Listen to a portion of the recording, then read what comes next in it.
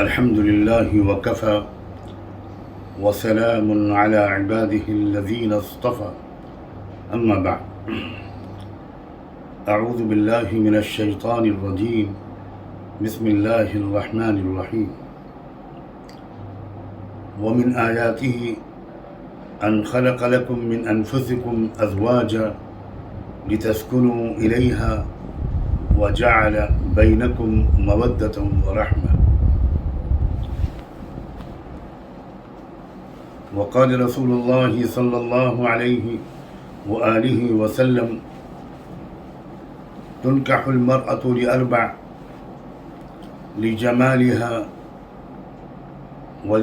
لمالها ولحسبها ولجمالها ولدينها فاظفر بذات الدين تربت يداك.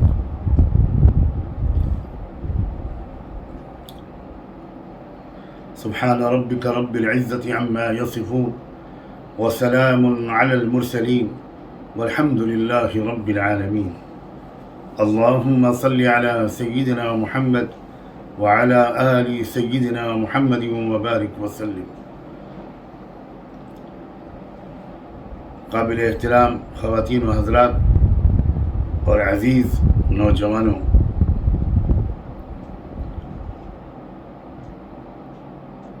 حال میں کچھ ایسے افسوسناک واقعات پیش آئے جس نے اس ضرورت کے احساس کو تازہ کر دیا کہ مسلمانوں کو یاد دلایا جائے کہ گھریلو زندگی کو خوشگوار کیسے بنایا جائے. اسی ضرورت کے احساس کی بنا پر آل انڈیا مسلم پرسنل لا بورڈ کی اصلاح معاشرہ کمیٹی نے یہ فیصلہ کیا کہ وہ 3 روزہ آن لائن اجلاس خاص اسی موضوع پر منعقد کرے، جس میں ملک کے طول و عرض میں پھیلے ہوئے ہمارے حضرات اصحاب علم، اہل علم، وہ مسلمانوں کو یاد دلائیں. اور سچی بات یہ ہے کہ یہ ایک مستقل طور پر اس موضوع پر یاد دہانی کراتے رہنے کی سخت ضرورت ہے. اللہ تعالی ہم سب کو اپنی ذمہ داریاں ادا کرنے کی توفیق دے اور ہر مسلمان کو بھی ذرا سنجیدگی اور توجہ کے ساتھ ان باتوں کو سننے اور اپنے سابقہ طرز عمل کو درست کرنے کا حوصلہ عطا فرمائے. میں سب سے پہلے تو یہ کہنا چاہتا ہوں اپنے تمام مسلمان بھائیوں اور بہنوں سے، کاش کہ ہمارے بس میں ہوتا تو اس آواز کو اور اپنے حضرات اہل علم، اہل درد، اہل دانش کی باتوں کو ایک ایک مسلمان مرد اور عورت، نوجوان لڑکے اور لڑکی تک پہنچانے کی کوشش کرتے. کوئی ایک شخص بھی ایسا نہ رہ جاتا، نہ قصبوں میں، نہ دیہاتوں میں، نہ گاؤں میں، نہ شہروں میں، نہ بازاروں میں، نہ گلیوں میں، نہ کوچوں میں، ہر جگہ اس انداز سے گفتگو کی جاتی کہ ہر شخص توجہ سے سنتا اور پھر اس پر عمل کرنے کی کوشش کرتا.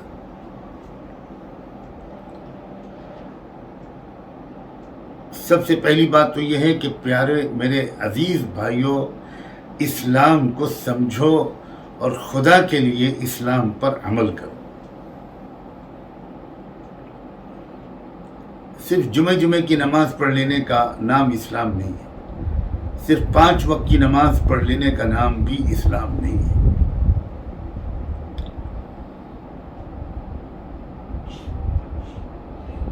زندگی کا ہر کام ایک نہایت مہذب، خوبصورت اور آسان طریقے پر اور فطری طریقے پر انجام دینے کا راستہ، طریقہ سکھایا ہے اسلام نے۔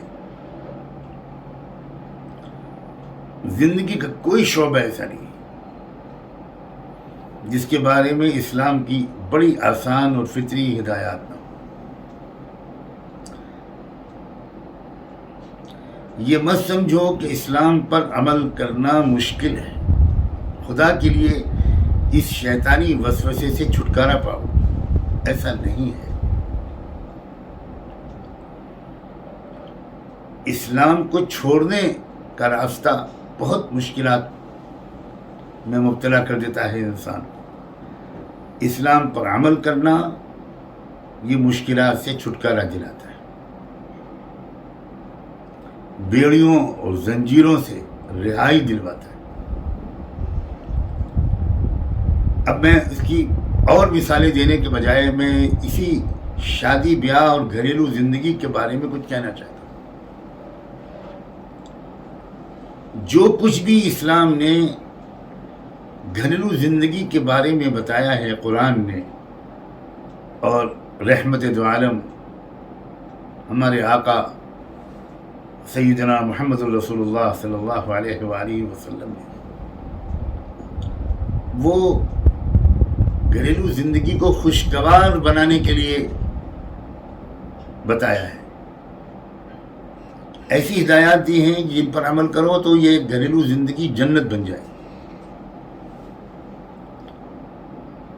اور جس کی فیملی لائف خوشگوار نہیں ہوتی اس کے دل کو کبھی سکون نہیں مل سکتا۔ جس کی فیملی لائف میں سکون اور اطمینان اور خوشی ہو وہ ہر لحاظ سے ترقی کر سکتا ہے، وہ خوشیوں بھری زندگی گزار سکتا ہے، اس کی چھپی ہوئی صلاحیتیں پروان چڑھتی ہیں جب اس کو گھر میں سکون ملتا ہے۔ اور گھر، عربی زبان میں تو گھر کہتے ہیں سکن کو، اور سکن سکون سے نکلا ہے۔ آپ سوچیں ذرا کیا کنیکشن ہے دونوں کا۔ ایک غریب سے غریب انسان، ایک مزدور تھکا مادہ مزدوری کر کے جب اپنی جھوپڑی میں واپس جاتا ہے اور وہاں ایک مسکراتی ہوئی وفادار بیوی، سلیقہ مند سمجھدار، وہ اس کا انتظار کرتی ہے، اس کا استقبال کرتی ہے، اس کی ساری تکان دور ہو جاتی ہے۔ وہ جھوپڑی میں اچھا بستر نہ ہو یہ ممکن ہے، اس میں فریج بھی نہ ہو، ایئر کنڈیشنر بھی نہ ہو، راحت کے بہت سے سامان بھی نہ ہو، اچھا فرنیچر بھی نہ ہو، دو چار مٹی کے برتنوں کے سوا کوئی کراکری کا سامان بھی نہ ہو، مگر ایک سمجھدار، مسکراتی ہوئی، خوش اخلاق بیوی ہو تو وہ جھوپڑی جنت کا مزہ دے دیتی ہے۔ اور آپ کے گھر میں یا کسی کے گھر میں، بنگلے میں، کوٹھی میں شاندار فرنیچر ہو، بہترین ساز و سامان ہو، کچن لدا ہوا ہو، آپ کی فریج کھانے پینے کے سامان سے بھرے ہوئے ہوں، ہر کمرہ ایئر کنڈیشن ہو، دو تین کاریں چمچماتی ہوئی پورچ میں کھڑی ہوں، نوکر خدم حشم سب موجود ہوں، لیکن یا تو بیوی نہ ہو یا ہو تو بد اخلاق، چڑچڑی، غصے ور، ایسی جس پر بھروسہ کرنا مشکل ہو، جو نہ جانے کس کس سے باتیں کرتی ہے آپ کی عدم موجودگی میں۔ یقین رکھیے کہ یہ انسان اپنے بنگلے میں اور اپنی کوٹھی میں جاتے ہی اس کو ٹینشن بڑھ جاتا ہے، وہ باہر سے پہلے سے تھکا ہوا آتا ہے اور اندر آ کر اس کو اور زیادہ غصہ آ جاتا ہے۔ وہ گھر جہنم ہے جو اس کا بنگلہ ہے، وہ گھر سے باہر رہنا زیادہ چاہتا ہے، وہ دوستوں کے ساتھ انجوائے کرتا ہے، گھر میں مجبوراً آ کر سو جاتا ہے۔ اور ایسے ہی لوگ ڈرنکنگ کرتے ہیں، شراب پیتے ہیں، اپنے غم کو بھلانے کے لیے نہ جانے کیا کیا کام کرتے ہیں، اور بالآخر ان کی سمجھ میں یہ آتا ہے کہ اس سے اچھا تو یہ ہے کہ میں اپنی جان دے دوں۔ اسلام نے اسی لیے گھریلو زندگی کو خوشگوار بنانے کو بہت اہمیت دی۔ جتنی اہمیت عبادات کی ہے، جتنی اہمیت نمازوں کی ہے، روزے کی ہے، رمضان کی ہے، وغیرہ وغیرہ، حلف بخدا اتنی ہی اہمیت گھریلو زندگی کو خوشگوار رکھنے کی بھی ہے۔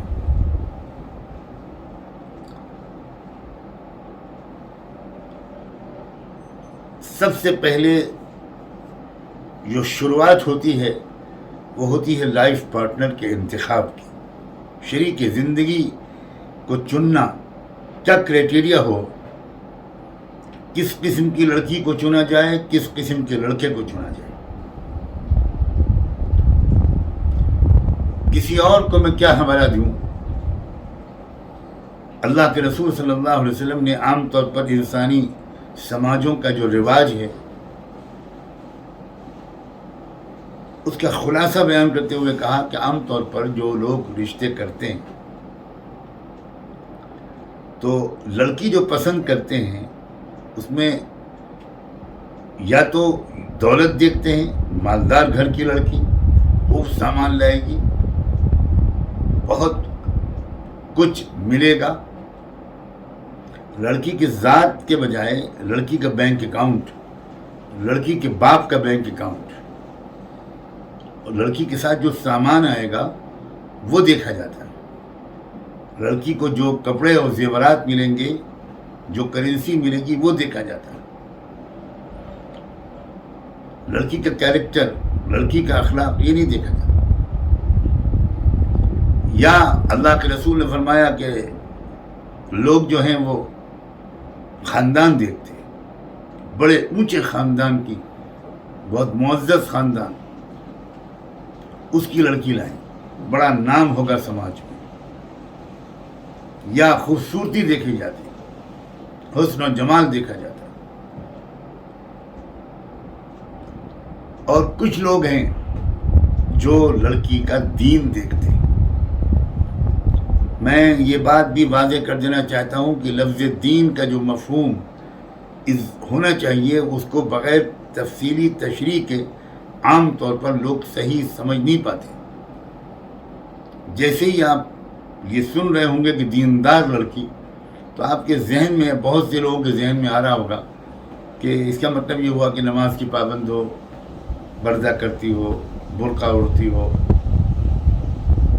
یہ دین کا ایک حصہ ہے بھائی، یہ دین نہیں ہے۔ یہ نماز، روزہ، زکوٰۃ اور حج، یہ چار ستون ہیں، پلرز ہیں، ارکان ہیں۔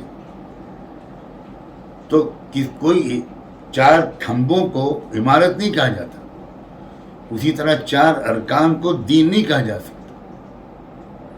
کوئی آپ کو دعوت نامہ دے اور کہے کہ فلاں دن فلاں وقت ہمارے نئے مکان کا افتتاح ہے، تشریف لائیے گا۔ آپ وہاں پہنچیں تو دیکھیں کہ چار کھمبے کھڑے ہیں، بس نہ کوئی کمرہ ہے، نہ چھت ہے، نہ کوئی کھڑکی ہے، نہ کوئی دروازہ ہے، کچھ ہے ہی نہیں، صرف چار کھمبے۔ تو آپ کہیں گے کہ بھائی کیا مذاق ہے بھائی، مکان تو ابھی بنا نہیں ہے، تو مکان کا افتتاح کیا ہے؟ جب آپ چار کھمبوں کو مکان نہیں مانتے تو ذہن میں رکھیے گا اللہ چار ارکان کو دین نہیں مانتا۔ دین تو ان چار ارکان کے اوپر کھڑی ہوئی عمارت کا نام ہے۔ ان چار ستونوں پر کھڑا ہے دین، اس میں اخلاق ہیں، خوشیوں بھرا گھر ہے، حسن معاشرت ہے، حسن اخلاق ہے، کاروبار و تجارت میں دیانتداری ہے، وفاداری ہے، وقت کی پابندی ہے، وعدہ پورا کرنا ہے، رشتہ داروں کے ساتھ اچھے تعلقات مینٹین کرنا ہے، ناقابل برداشت چیزوں کو بھی برداشت کرنا ہے، غلطیوں کو معاف کرنا ہے، وغیرہ وغیرہ۔ یہ ہے دین۔ تو وہ جو آپ حضور فرما رہے ہیں کہ کچھ لوگ وہ ہیں جو لڑکی میں دین دیکھتے ہیں. اس کا مطلب یہ نماز روزہ صرف نہیں ہے، اس کا مطلب یہ ہے کہ اس لڑکی میں لڑکی والی دینداری دیکھتے ہیں، عورت والی دینداری. عورت کی دینداری کیا ہے؟ اس کے اخلاق ہے، اس کا جذبہ خدمت اور جذبہ وفا ہے، اس کی پاک دامنی ہے. تو کچھ لوگ ہیں جو یہ دیکھتے ہیں، اور سچی بات یہ ہے کہ جو لوگ یہ پہلو دیکھ کر رشتے کا انتخاب کرتے ہیں ان کی گھریلو زندگی خوشگوار رہتی ہے.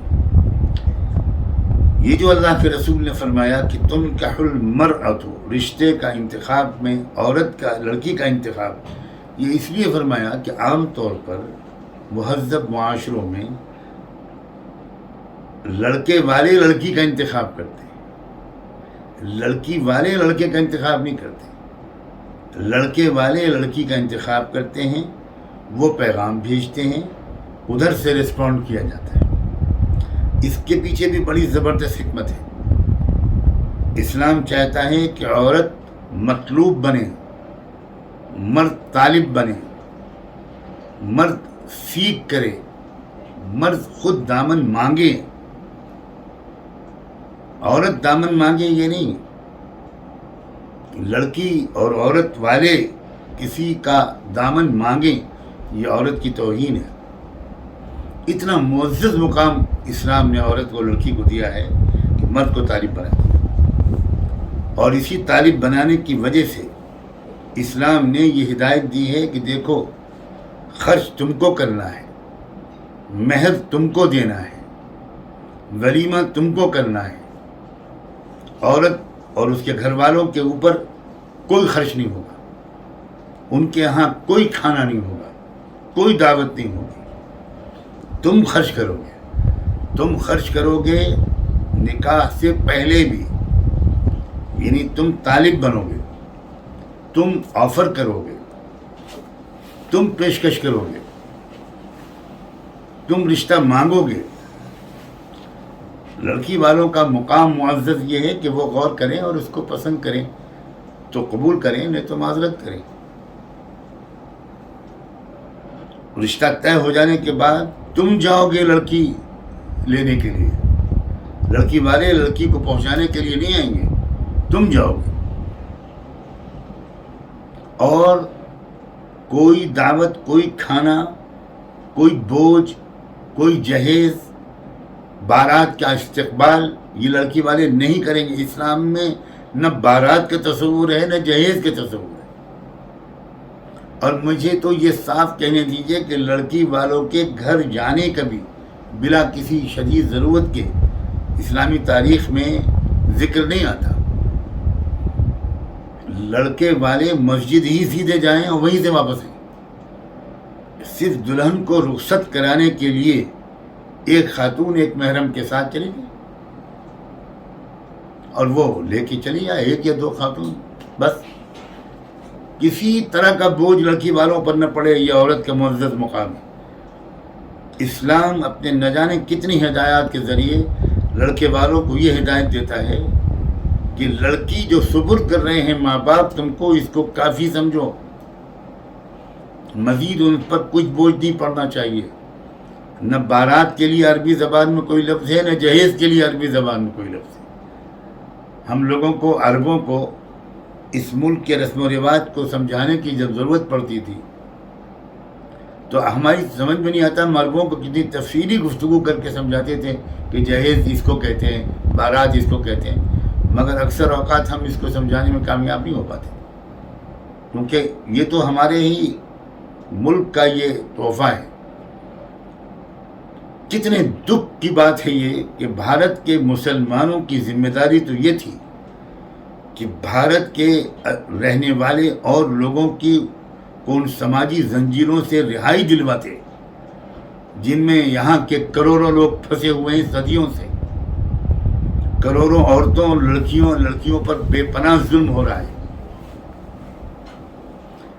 بھارت کے مسلمانوں کی ذمہ داری یہ تھی کہ اپنے کیریکٹر سے، اپنے عمل سے اور لوگوں کو سمجھا بجھا کر اسلام کی ان آسان فطری طریقے شادیوں کے طریقے کو بھارتی سماج کے سامنے پیش کرتے تو میں یقین سے کہتا ہوں کہ بھارت کے لوگ اور خاص طور پر عورتیں اور لڑکیاں لپک کر اسلام کی طرف آتی۔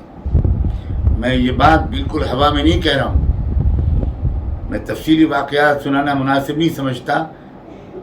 کتنے ذاتی تجربات اور مشاہدات ہیں۔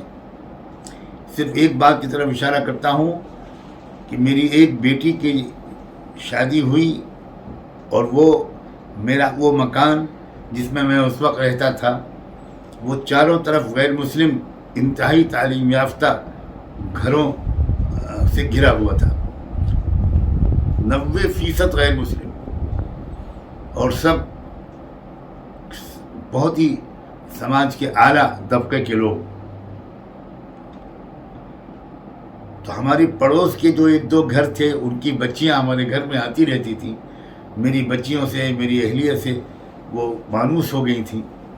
تو خاص طور پر شادی کا وقت قریب آیا، شادی کے دن وہ بہت دلچسپی سے شادی میں شریک تھی، اور وہ دیکھ رہی تھی کہ یہ کیا ہو رہا ہے، نہ کوئی جہیز ہے، نہ کوئی ٹرک آ رہا ہے، نہ کوئی سامان جا رہا ہے، اور یہ ہوا کیا؟ یہ مسجد میں نکاح ہو گیا اور اب یہ رخصتی کا وقت بھی قریب آ رہا ہے۔ ان کو کچھ سمجھ میں نہیں آ رہا تھا کہ یہ ہو کیا رہا ہے۔ اور جب وہ بچی رخصت ہو گئی، سب کچھ ہو گیا، تو 1-2 دن کے بعد مجھے باقاعدہ میری بڑی بیٹی نے اور میری اہلیہ نے بتایا کہ پڑوس کی غیر مسلم بچیاں آئیں اور انہوں نے کہا کہ اب ہم کو تفصیل سے بتائیے کہ یہ کیا ہوا، کیا جہیز پہلے بھیج دیا گیا تھا؟ ہم نے تو کچھ دیکھا ہی نہیں، اور کیا یہ ہوا کیا؟ اور نہ کوئی دعوت، نہ کوئی کھانا، نہ کوئی جشن، نہ کوئی بجلی، نہ کوئی روشنی۔ تب ہماری بچیوں نے اور اہلیہ نے تفصیل سے سمجھایا کہ بیٹی ہم اسلام میں جو شادیاں ہوتی ہیں اس طرح ہوتی ہیں، خرچ سارا لڑکے والے کرتے ہیں، لڑکی والوں پر خرچ کا بوجھ نہیں ہوتا۔ ہم 1000 کچھ دینا بھی چاہیں تو لڑکے والے اگر واقعی اصلی مسلمان ہیں تو قبول نہیں کرتے، وہ شکریہ کے ساتھ معذرت کرتے ہیں کہ نہیں، آپ کی بیٹی کے سکھ کا سارا سامان ہم نے پہلے سے اکٹھا کر لیا ہے، اور جو ضرورت پڑے گی وہ ہم اکٹھا کریں گے، آپ کی بیٹی کو آرام پہنچائیں گے۔ اپنے منہ میں لقمہ میں بعد میں رکھوں گا، پہلے آپ کی بیٹی کے منہ میں لقمہ رکھوں گا۔ کسی چیز کی آپ بالکل فکر نہیں کریں گے، ہم قبول ہی نہیں کریں گے۔ تو میں اب آپ سے کیا کھل کر کہوں، وہ لڑکیاں رونے لگیں، زار و قطار رونے لگیں، اور کہنے لگی اب ہم کیا بتائیں کہ ہمارے یہاں کیا ہوتا ہے۔ پہلے تو ان کو اسی بات پہ یقین نہیں آیا کہ رشتہ لڑکے والوں کی طرف سے آتا ہے۔ ان بچیوں نے بتایا، اور یہ بات بھی میرے علم میں اس سے پہلے نہیں تھی۔ انہوں نے کہا کہ ہمارے یہاں تو سوال ہی نہیں پیدا ہوتا کہ لڑکے والوں کی طرف سے رشتہ ہے، ہمارے یہاں تو ہم لڑکیوں کی طرف سے رشتہ جاتا ہے، بار بار جاتا ہے، اور پھر وہ آتے ہیں اور دعوت ان کو کھلاؤ پلاؤ سب کچھ کرو، اور پھر وہ بعد میں جا کر ناپسند کرنے کا سندیش بھیج دیتے ہیں، پھر دوبارہ ہمارے ماں باپ تلاش کرتے ہیں۔ تو کتنے لاکھ روپے تو صرف رشتے کی تلاش میں ہمارے ماں باپ کے خرچ ہو جاتے ہیں، اور بھی کیا کیا انہوں نے بتایا، میں اب کیا اس وقت اس کی تفصیلات۔ ایسا سماج کے درمیان ہم رہتے ہیں، اور بھارت کے مسلمانوں سے کتنا بڑا اجتماعی گناہ ہو رہا ہے کہ ہم اسلام کو پر خود عمل نہیں کرتے، اور اسلام کو دکھانے کا کتنا شاندار موقع تھا۔ تو سارے ہماری مظلوم بچیاں جن پر بے پناہ ظلم ہو رہا ہے اور بہت ستائی جا رہی ہے، ماں باپ پر کتنا بوجھ ہوتا ہے جیسے لڑکی بڑی ہونے لگتی ہے، لڑکی کے پیدائش پر خوشی نہیں منا پاتے ماں باپ۔ بات میں بات نکلتی ہے، میں معافی چاہتا ہوں۔ ہمارے یہاں ایک بچی پیدا ہوئی، اسی مکان کی بات ہے، ہماری پوتی پیدا ہوئی۔ تو ہمارے گھر والوں، میں تو اس وقت وہاں پر تھا بھی نہیں، ہمارے گھر والوں نے آس پڑوس کے سارے گھروں میں خبر اور مٹھائی بھیجی۔ عقیقہ جب ہونا تھا تب ہونا تھا، لیکن اس وقت مٹھائی بھیجی گئی۔ تو شکریہ ادا کرنے کے لیے 4-5 گھروں کی مستورات اکٹھا ہو کر آئی، غیر مسلم پڑوسی عورتیں، اور بات میں بات نکلی تو انہوں نے ہمارے گھر کی مستورات کے ساتھ بیٹھ کر بات کی کہ ہم لوگ کیا بتائیں آپ کو کہ بیٹی جب پیدا ہوتی ہے تو کتنا رنج و غم ہوتا ہے. ایک بیٹی کے بعد اگر دوسری بیٹی آ گئی, تیسری بیٹی آ گئی, تو ہم لوگ تو کوئی خوشی منا ہی نہیں سکتے, بس جان کے امان مانگتے ہیں کہ کب ہم جلا دیے جائیں, کب مار دیے جائیں, کب کیا ہو. تو یہ جو اسلام کا پہلو ہے, یہ موقع ہے, نکاح شادی کے موقع پر, رخصت کے موقع پر موقع ہے. کاش کہ ہم اپنے غیر مسلم برادران وطن کو, اپنے پڑوسیوں کو بلائیں, وہ نکاح میں شریک ہوں, اور نکاح کے موقع پر خطبہ نکاح کا پیغام ان کو ایسی زبان میں پہنچایا جائے جس سے وہ سمجھ سکیں کہ خطبہ نکاح کیا چیز ہے. یہ بھی ایک رسم بن کے رہ گئی. عربوں میں ایک رواج تھا کہ جو لڑکی اور لڑکے والے جب نکاح کے موقع پر جمع ہوتے تھے تو دونوں طرف کے نمائندہ مقررین اپنے اپنے خاندان کی تاریخ اور تاریخی کارنامے بیان کرتے تھے. اور اس میں ایسا بھی ہوتا تھا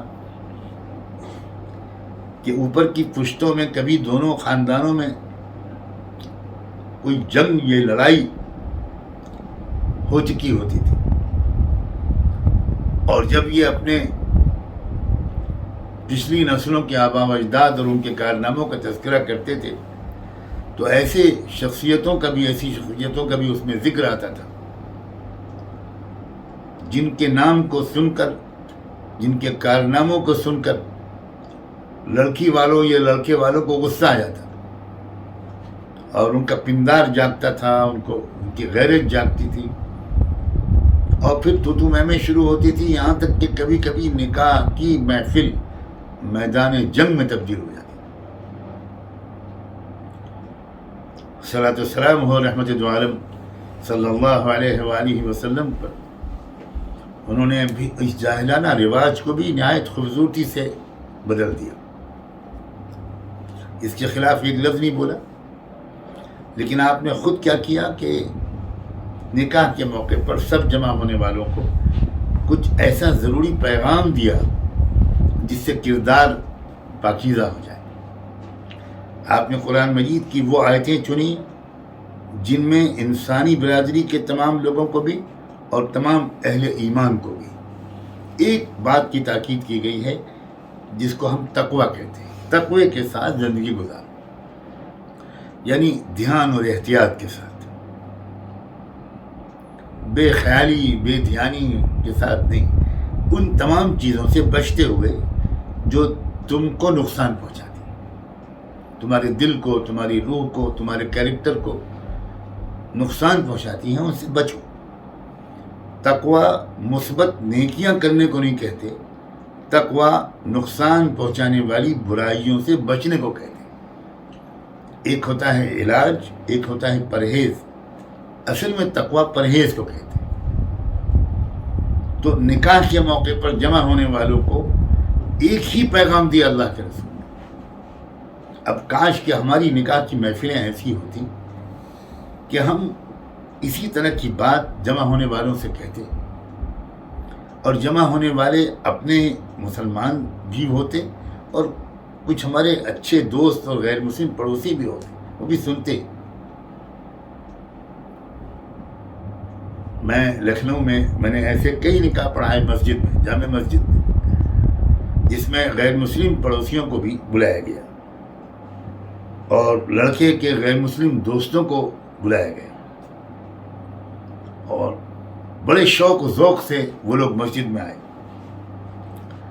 اور انہوں نے جب نکاح کے موقع پر ایک پیغام سنا, خطبہ نکاح کی تشریح کرنے کی میں نے کوشش کی, اور جب میں نے اس کو بھی واضح کیا کہ جو پہلی آیت اللہ کے رسول پڑھا کرتے تھے اس میں سارے انسانوں سے کہا گیا ہے, یا ایھا الناس اتقوا ربکم الذی خلقکم من نفس واحدہ, صرف مسلمانوں سے نہیں, اے انسانوں اپنے اس رب کی بتائی ہوئی باتوں کی پابندی کرتے ہوئے اور جن چیزوں سے اس رب نے تم کو ازراہ شفقت منع کیا ہے اس سے بچتے ہوئے زندگی گزارو.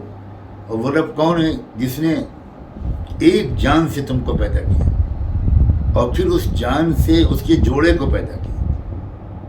اور جب میں نے اس کی تشریح کی کہ زوج کہتے ہیں دراصل اس بات کو کہ ایک ہی چیز کے دو حصے اگر کر دیے جائیں تو ان دونوں حصوں کو زوج کہتے ہیں.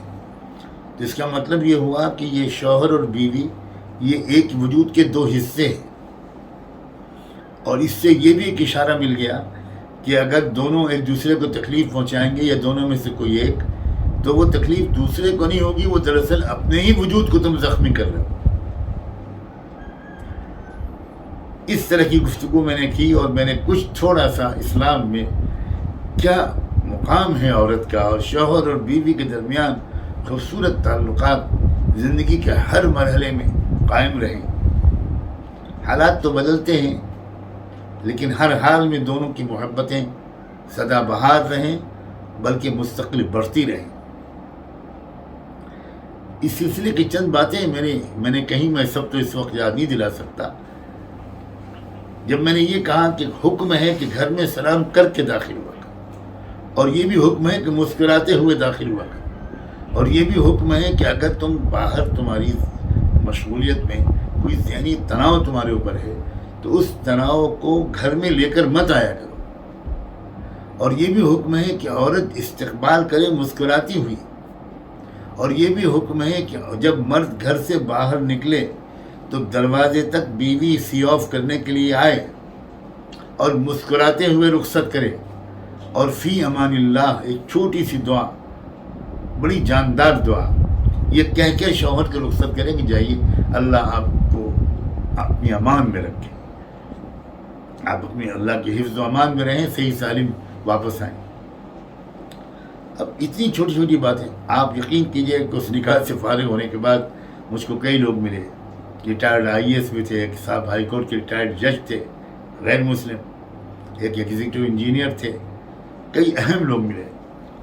اور انہوں نے کہا کہ کیا بہترین آج ہم کو رہنمائی ملی، اور آج پہلی بار ہم کو پتہ چلا کہ اسلام میں نکاح کا، شادی کا اور یہ طریقہ ہے اور عورت کا یہ اسٹیٹس ہے. ہم لوگ کیا سنتے رہتے ہیں، پڑھتے رہتے ہیں ٹی وی پر کہ عورتیں بہت مظلوم ہیں اسلام میں، اور 3 طلاق اور یہ کیا کچھ سنتے رہتے ہیں. تو یہ میں اس لیے یہ بات عرض کر رہا ہوں، پرسنل بورڈ کی اصلاح کے معاشرہ کمیٹی کے بہت شکریہ کے ساتھ، اور اپنے تمام سننے والوں اور سننے والیوں کی بہت محبت کے ساتھ، کہ خدا کے لیے اسلام کے اس پہلو پر اب سنجیدہ ہو جائیے، اب سنجیدہ ہو جائیے. ہم لوگ بہت لیٹ ہیں، ہم لوگ بہت دیر سے جاگ رہے ہیں. ابھی بھی خدا کرے کہ اتنے بڑے پیمانے پر جاگ آ جائے. نکاح شادی میں اپنی زندگی بھر کی کمائیوں کو خرچ کر دیا جاتا ہے اور دوسروں سے قرض لے لیا جاتا ہے، بعض وقت سودی قرضہ لیا جاتا ہے صرف دکھاوے کے لیے. کاش کہ اس پیسے کو بجائے سجاوٹ میں اور شادی کے دکھاووں میں، شاندار دعوتوں میں، بڑے بڑے ہال اور میرج ہال بک کرنے میں پھینکنے کے بجائے اس پیسے کو قومی ترقی میں لگا دیا جاتا، تعلیم پہ لگایا جاتا، تعلیمی اداروں کو مضبوط کرنے پر لگایا جاتا، مظلوموں کی مدد کرنے پر لگایا جاتا، بے گناہ قیدیوں کی رہائی پر اس پیسے کو خرچ کیا جاتا، مریضوں کے علاج پر اس پیسے کو خرچ کیا جاتا.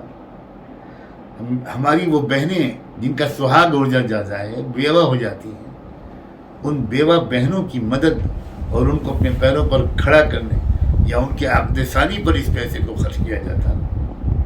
وہ بچے جن کے سروں سے باپ کا سایہ اٹھ جاتا ہے، یتیمی کا داغ اور غم ان کے سینے پر بچپن میں لگ جاتا ہے، ان یتیم بچوں کی تعلیم و تربیت پر یہ پیسہ خرچ ہو جاتا، تو کس قدر بہار آ جاتی معاشرے میں، کتنی ترقی ہوتی معاشرے کے اندر. یہ پیسے بہا دیے جاتے ہیں شادی میں، زندگی بھر کی کمائیاں ایک شادی میں لٹا دی جاتی. کیسا جاہلانہ یہ رواج ہے، یہ غیر اسلامی بعد میں ہے، خلاف عقل پہلے ہے، خلاف شریعت بعد میں ہے، اور خلاف عقل پہلے ہے. یہ حماقت ہے، یہ بیوقوفی ہے، یہ نادانی ہے، یہ جہالت ہے. پھر ذرا دیکھیے اسلامی تہذیب کو مہر مقرر کر دیا، مہر دینا لازم قرار دے دیا. اور مہر کے سلسلے میں اسلامی ہدایت کا خلاصہ یہ ہے کہ اتنا زیادہ نہ رکھو جو شوہر کبھی ادا ہی نہ کر سکے، اور اتنا کم نہ رکھو جو عورت کی توہین ہو. زیادہ سے زیادہ رکھنے کی کوشش کرو، مگر اتنا جتنا تم ادا کر سکو، اور جلد از جلد ادا کر سکو. ہمارے معاشرے میں تو یہاں تک رواج ہے کہ جب شوہر مہر دینے کا ارادہ کرنے لگتا ہے تو عورت کو اس کی سہیلیاں اور اس کی خاندان کی بزرگ عورتیں یہ کہتی ہیں کہ کبھی لینا مت مہر، اس لیے کہ مہر تم نے لے لیا اس کا مطلب یہ ہے کہ اب تم کو طلاق ہونے والی ہے. لا حول ولا قوت الا باللہ. زندگی پوری گزر جاتی ہے اور مہر کا کوئی تذکر ہی نہیں آتا. یہ انتہائی غلط بات ہے. مہر تو نکاح کے وقت ادا ہونا چاہیے، رخصتی کے دن، رخصتی کے وقت ادا ہونا چاہیے. اور آپ آسانی سے یہ کر سکتے ہیں کہ لڑکے والوں کی طرف سے جو لڑکی کی عزت و احترام کے لیے زیور بنوایا جاتا ہے، اسی زیور کو آپ مہر قرار دے دیجیے. یہ نہ کیجیے کہ زیور بنوانے کا خرچ بھی آپ کریں اور پھر اس کے بعد کہیں کہ اب تو ہم زیور بنوا چکے، اب ہم مہر کہاں سے دیں، مہر معاف کرا لیں. اب وہ بیوی طلاق کے مقابلے میں تو اس کو غنیمت سمجھتی ہے کہ مہر معاف کر دے. اور سنا ہے کچھ لوگ تو انتقال کے بعد بیوی کی میت کے پاس بیٹھ کے مہر معاف کراتے ہیں. میرے خیال میں شیطان بھی اس دن بہت ماتم کرتا ہوگا کہ اتنا سمجھدار تو میں بھی نہیں ہوں جتنے یہ لوگ سمجھدار ہیں. ایمانداری کے ساتھ، عزت و احترام کے ساتھ مہر ادا ہونا چاہیے. مہر کو بہت کم رکھوانا یہ بھی غلط ہے. اور بعض لوگ ایسا مہر رکھواتے ہیں کہ 1,00,000 سرخ دینار. اب نہ انہوں نے دینار دیکھے نہ سرخ دینار دیکھے، 1,00,000 سرخ دینار دینے کا ارادہ ہی نہیں، اس لیے رکھوا لیا، بعد میں معاف کرا لیں گے. یہ تماشے ہیں، بالکل یہ مذاق ہے. مہر عورت کا حق ہے اور جتنی جلدی ادا ہو اتنا اچھا ہے. فضول خرچیوں میں ایک ہے کہ شادی کارڈ، ایسے شادی کارڈ آتے ہیں دیکھنے کو ملتے ہیں کہ بہت شدید صدمہ.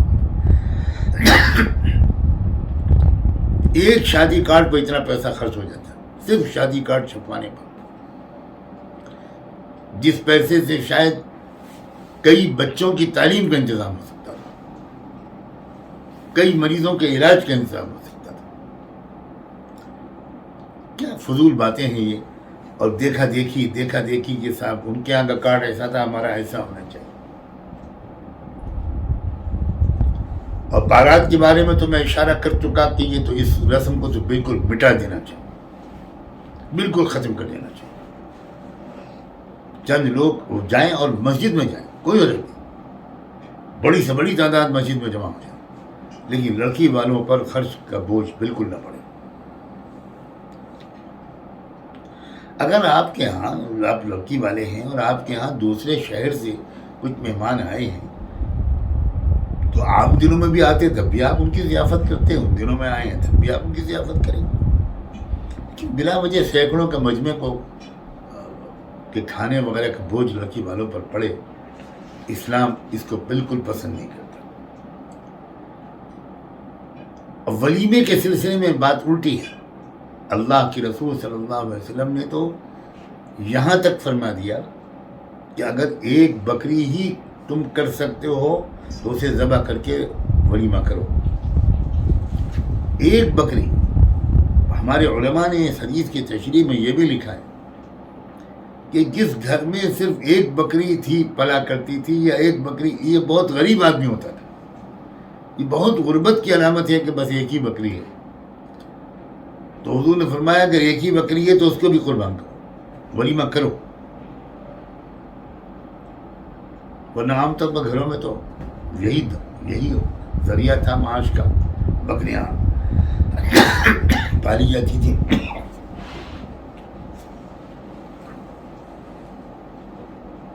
یہ چند باتیں میں نے مناسب سمجھا کہ اس وقت عرض کروں۔ ایک مہم کے طور پر میں نوجوانوں سے کہتا ہوں، میرے عزیز نوجوانوں، ایک نوجوان بچی نے اپنی جان دی ہے۔ کتنا شرمناک اور المناک واقعہ ہے۔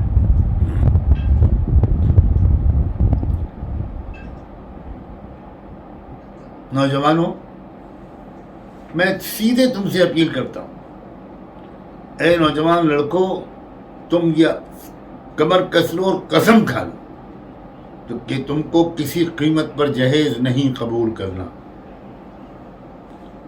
میں یہ جانتا ہوں کہ ہو سکتا ہے کہ تمہارے میں سے اکثریت کے ماں باپ کی خود نیت کچھ اور ہو، اور ان کا ارادہ یہ ہو کہ بھئی جہیز ملنا چاہیے، چاہے وہ مطالبے نہ کریں، قبول کر لیں۔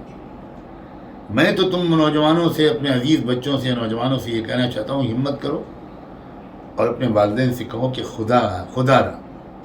خدا را جہیز کے نام پر کوئی چیز قبول نہ کیجیے، صاف صاف کہہ دیجیے۔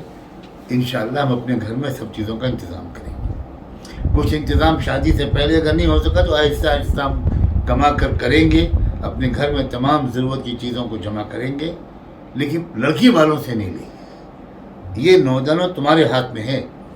میں تم سے جو امید رکھتا ہوں، صاف کہنا چاہتا ہوں کہ شاید تم میں سے اکثر کے والدین سے بھی وہ مجھے امیدیں نہیں۔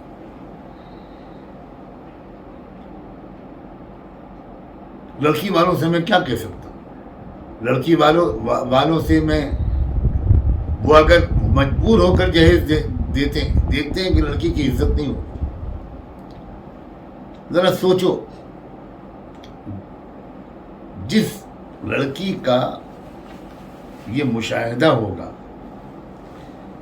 کہ میں جو سسرال میں آئی ہوں اور اس شخص کی بیوی بنی ہوں، یہ تب بنی ہوں جب کئی لاکھ روپے کا جہیز اس لڑکے کو دیا گیا ہے۔